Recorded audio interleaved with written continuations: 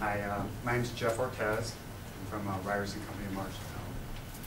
And before I get into quite my presentation here, I just want to give you a little background on the story leading into this.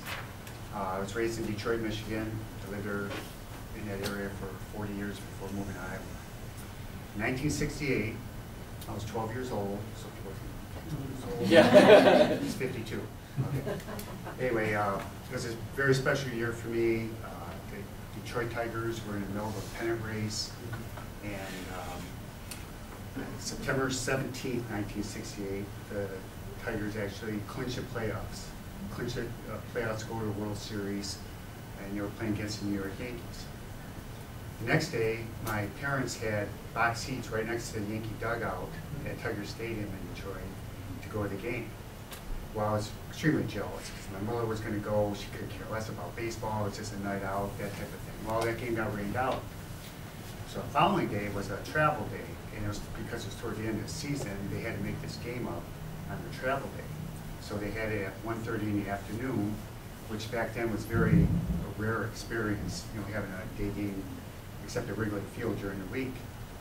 And my mother at that point didn't care about going, so my dad took me out of school and they took me there. It was probably about, this was back in 1968 in Detroit, so you got to remember a lot of people were still working. So there was only about 8,000 people at the game. And so it was my one chance to see Mickey Mantle play. Many of you ever heard Mickey Mantle? You know, if you're not baseball fans, most people have. Anyway, that year also, the Tigers had a pitcher named Danny McLean, and he was the first pitcher since the 1930s to win 30 games. And the previous pitcher's name was Dizzy Dean. Anyway, Danny McLean was pitching that day, and this was going to be possibly his 31st win. So, you know, I was all excited and everything, sitting next to my dad. Anyway, as the game progressed, Mickey Mantle came up to bat in the 7th inning, and he had already announced he was going to be retiring at the end of the year. And so we knew that this was going to be his last at bat at Tiger Stadium ever. So we're all kind of hoping that, you know, he actually hits a home run. Everybody's banging the seats up and down. And the game was already kind of out of hand. Tigers were winning 6-1. It was, for the most part, a meaningless game. Anyway, we're pounding seats. Danny McLean fires one by him. He looks at it, strike one. Anyway, there was a little bit of a pause on the mound from McLean. Nobody could really tell what was going on. And so the next pitch came right down the middle. Mickey Mantle blasted in the right field seats. So we're all cheering and everything. Well, that home run actually put him ahead of Ted Williams on the all-time home run list. And it ended up being the last home run he hit in his career. So it was a very, very exciting experience for me. So afterwards, we waited around, hopefully, to get Mickey Mantle's autograph. And we're waiting for people to come on the team bus. Here comes Yogi Berra. He was a coach on the team, and there was a bunch of people that I got autographs from. Well, Mickey Mantle was tied up with the press and all that, and I basically got to see him run from the dressing room to the bus, so I got a glimpse of Mickey Mantle. So at 12 years old, I was pretty excited. Afterwards, my dad took me to it was a local watering hole that was a couple blocks down from Tiger Stadium. You got to remember back then, the players they were probably making barely much more money than my father was as a Detroit fireman. And they used to hang out there after the game. So my dad took me down there, we got a hamburger, and these two young men, they were probably in their early 20s. A guy reached over to me and goes, "Hey kid, you looking for autographs?" I'm like, "Yeah." He goes, "Well, see that guy up at the counter there?" He goes, "At the bar."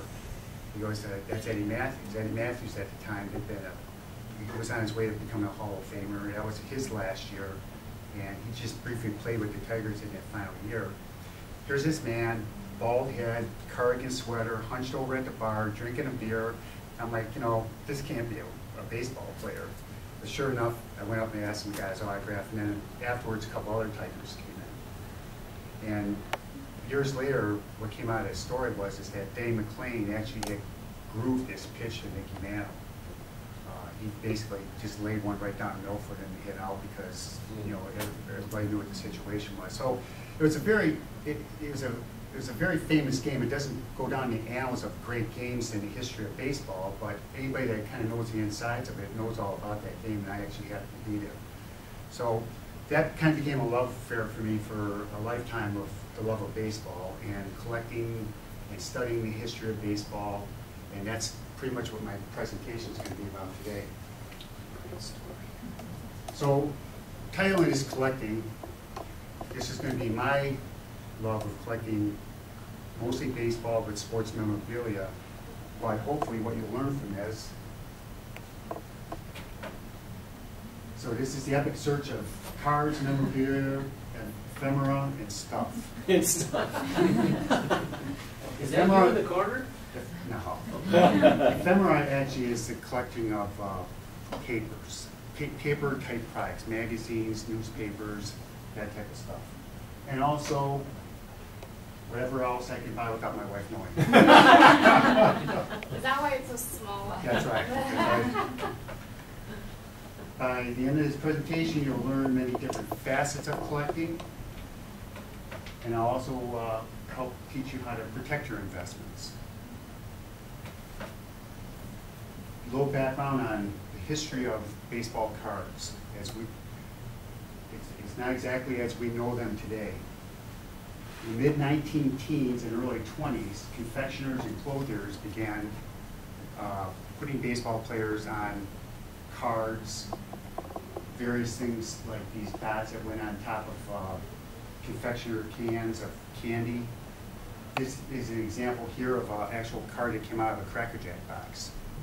And these days, there's a card that actually is in that collection. If you get one in mint condition of Joe Jackson, who was a member of the Black Sox, it's worth $20,000 today.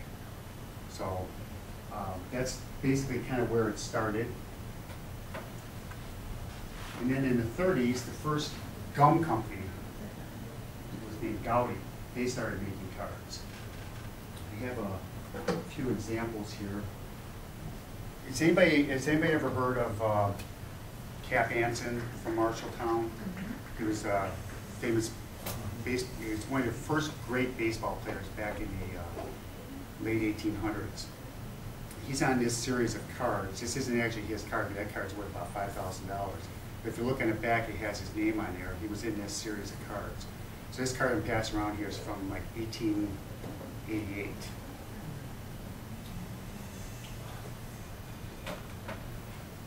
Premiums. What some of the companies ended up doing was that as a way of inducing people to collect their cards, they would take these cards and say, okay, if you send in 20 of these, you can upgrade for something else. And what we have here is an example of this is actually a silk that they've transposed the players from the card, his picture, onto this silk. These are what's called a blanket. It's about a 4x4 rectangular square of all the different players in the league at the time. And the idea was you sent away for these, and then when you collected enough of them, your mother or grandmother or somebody would sew them all together and put a blanket together. And then these were also another, what's called an exhibit that people would actually send away for also. I'm passing around here is an example of an 1800s scorecard, and then also a form of advertising. And the reason why I bring out some of these examples is that you don't always have to go for the high value end of things to find something of interest to you. You can find these little gems anywhere that you look.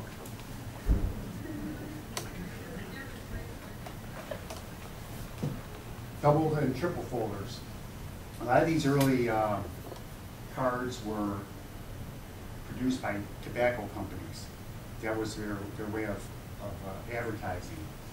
And like this is called a triple folder here. So back then, before you had filtered cigarettes, the packs of cigarettes were like probably by 3 inches by 2 inches. And then these cards actually folded, these outside panels folded in, and then they would be inserted into the pack of cigarettes. And the same thing with this one. It actually folded in half. And this example here, you see a Mecca cigarettes. This example here is one of the first examples of them actually putting player stats on the back of a card. World War I, during World War I, there was a shortage of printer's inks because most of the printer's inks that we used here in the United States at the time came from Germany. And since we were at war with them, there was a shortage of them.